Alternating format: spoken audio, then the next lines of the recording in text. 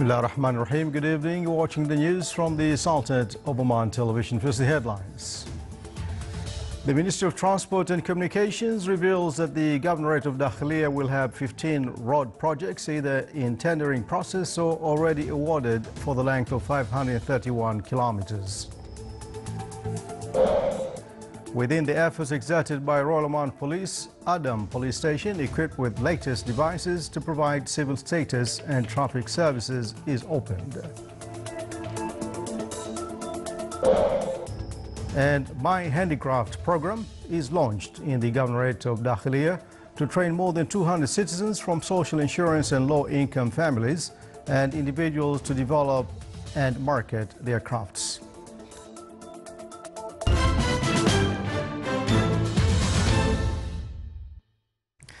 Those are the headlines, and now the news in detail. His Majesty Sultan Qaboos has sent a cable of greetings to Her Excellency President Dalia Grybauskaitė of Lithuania on her country's National Day.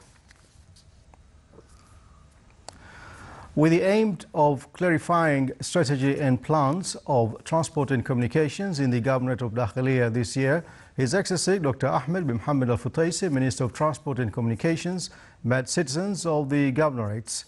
The Minister of Transport and Communications revealed that the Governorate of Dakhiliya will have 15 road projects either in tendering process or already awarded for the length of 531 kilometers. The meeting discussed details of implementing a number of paving road projects in the Wilayah of the Governorate of Dakhiliya, in addition to listen to the citizens' remarks related to projects of roads and transport sectors. The meeting reviewed the project of designing Al-Marfa Daris Nizwa to the Wilayah of Bahla dual carriageway and project of Samail Al-Madrah dual carriageway, in addition to designing project of Bisya Tol Juar Al-Rasas in Wilayah of Bahla with 36 kilometers in length. The meeting also reviewed projects which are currently being implemented in the Wilayah of Governorates, namely dual carriage roads of Bid Sur, first part, in addition to the project of increasing the efficiency of Seh Tanah Road in the Niaba of Al-Jabal Akhdar in the Wilayah of Nizwa. The meeting also mentioned the railway project, which will pass through a number of wilayas in the Governorate, will achieve fruitful results in economic and development aspects.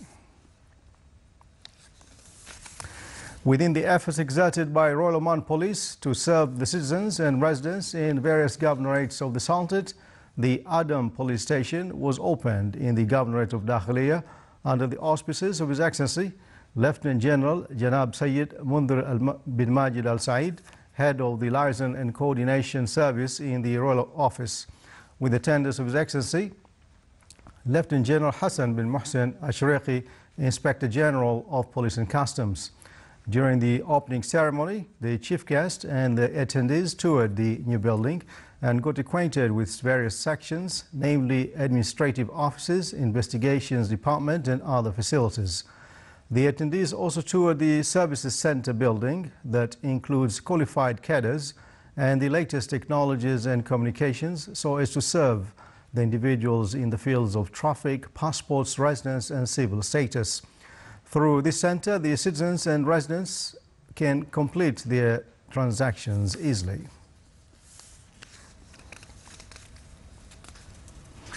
Civil Service Employees Pension Fund opened the way to include social insurance periods to the current service of Omani citizens covered by United System of Public Authorities and Services, which apply rules of civil service pension system at Gulf Cooperation Council countries.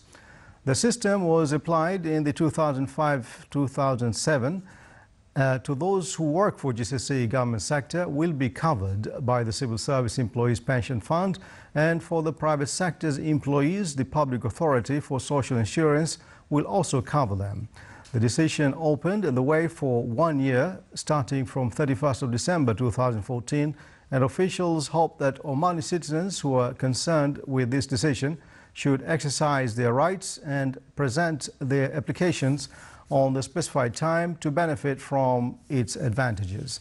The application is provided in an e-form, and statistics showed that Omanis covered by the system are expected to be more than 4,600 by the end of 2014. Still to come in our news bulletin,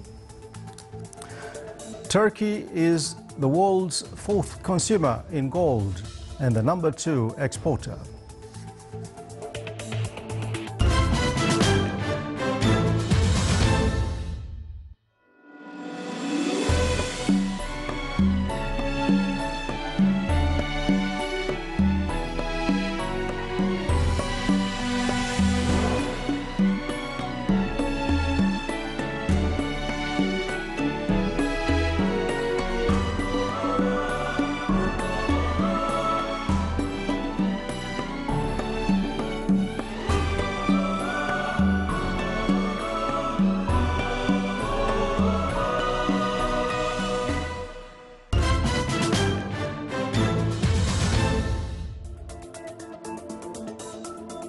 Welcome back to the news from the Sultanate of Oman Television. State Council Office praised efforts culminated in the establishment of Information and Research Center, hailing the role it will provide in serving communities' services. That came with the 6th meeting of the State Council Office of the year. Council members emphasized that the center will provide information and studies that would contribute in activating greater role for the committee's various studies on draft laws referred to them and their role in making parliamentary decisions in the future stage. The meeting was presided over by His Excellency Dr. Yahya bin Mahfouz al-Mandari, Chairman of the State Council. The activities of Sailing Arabia tour was inaugurated in Muscat to pass by a number of stages before reaching the final station in the Bahraini capital Al-Manama. The 2-week race will pass through a number of ports using the boat type Fur 30. It was presided over by His Highness Sayyid Kamil bin Fahad bin Mahmoud Al Said.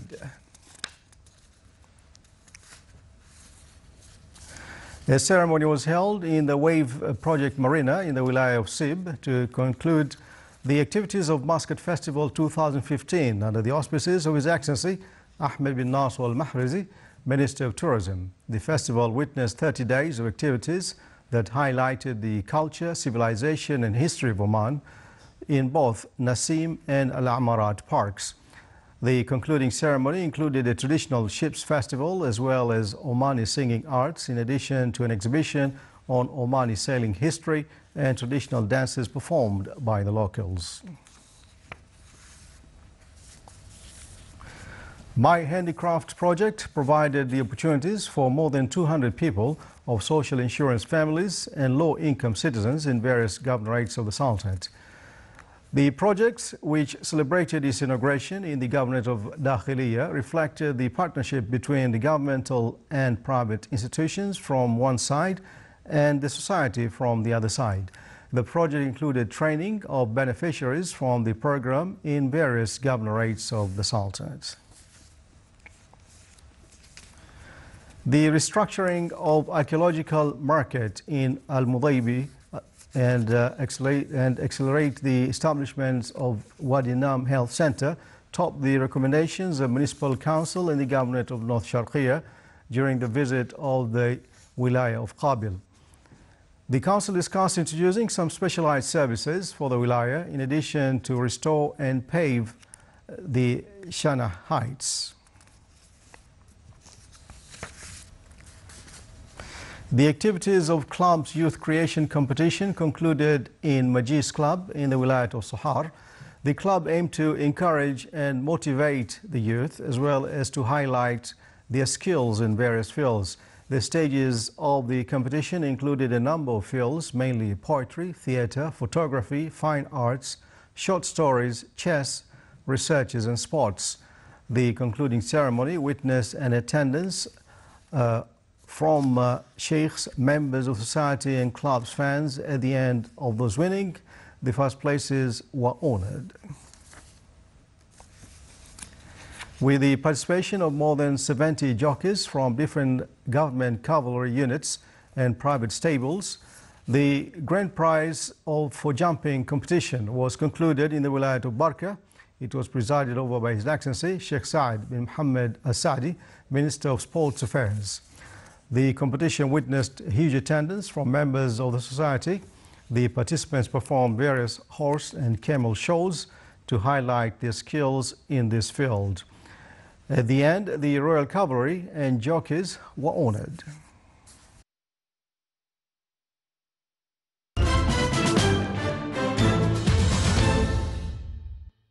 On other news, intense clashes in southern Syria have killed scores of pro-governmental and insurgent fighters in the past week.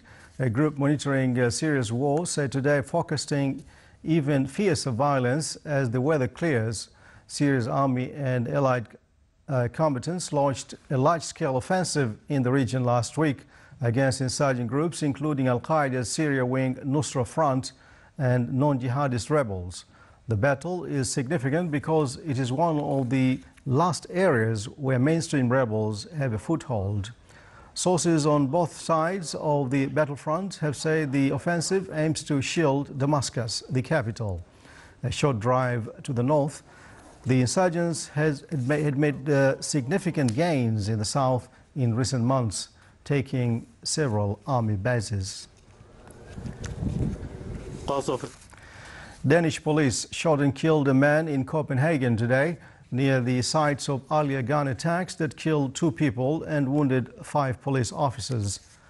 Police were unable to apprehend the attacker in both incidents, launching a massive manhunt with helicopters roaring overhead and an array of armored vehicles on the usually peaceful streets of Copenhagen. The attacks targeted a cafe hosting controversial Swedish artist Lars Vilks, who had been threatened with death due to his cartoons of the Prophet Muhammad, and a synagogue. 1 man died in the first attack, and another died in the attack on a synagogue close by. Danish police later said they believed the man was responsible for 2 shootings in the city at a freedom of expression event and a synagogue. Gold is hugely prized in Turkey, not just for ornamentation or investment by banks, but as a secure way for private individuals to hold their savings. More details in the following reports. A cash machine, but not as you know it. This machine doesn't just distribute notes, but gold too. In Turkey, gold coins are a traditional gift at weddings or births, and now there's no need to go to specialist shops. A simple credit card is enough. We have 2 options. One of them is 1 gram and the other one is 1.5 gram. There are 300 of these machines across Turkey. In 2007, this bank even created bank accounts in gold and gold checks, and they're a big hit. Back in 2007, there was only 2 tons of gold account balance in Turkey, and that was usually the gold of the VIP customers. But right now, there are approximately 200 tons of gold in gold accounts in the Turkish banking sector. Gold is hugely prized in Turkey, not just for ornamentation, but as a secure way to hold savings. Turks own an estimated 3,500 tons of gold in various forms, from jewellery to coins. In an attempt to integrate this wealth into the economy, in 2011, the state allowed commercial banks to trade in the precious metal.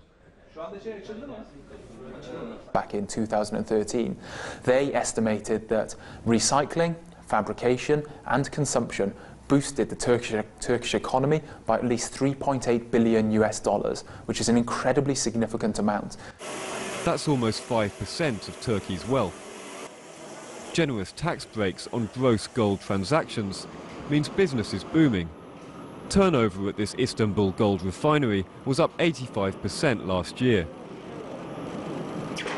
In the local market, we are selling the processed products. Of course, there is VAT. But if you are selling it as the original, in the original there is no VAT. So for the imports and exports, always Turkey will be an important market. Turkey is already the world's 4th consumer in gold and the #2 exporter. With its sights set on rivaling leader Dubai, the future looks more sparkling than ever.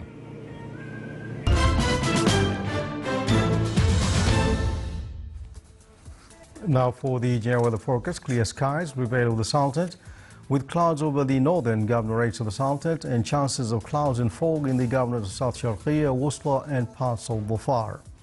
Winds will be northeasterly light to moderate along the coast of the Sea of Oman, while it will be southeasterly light to moderate along the rest of the Sultanate, and seas will be slight to moderate along the coast of South Sharqiya with a maximum wave height of 2 meters. And along the rest of the coast, it will be slight with a maximum wave height of 1 meter.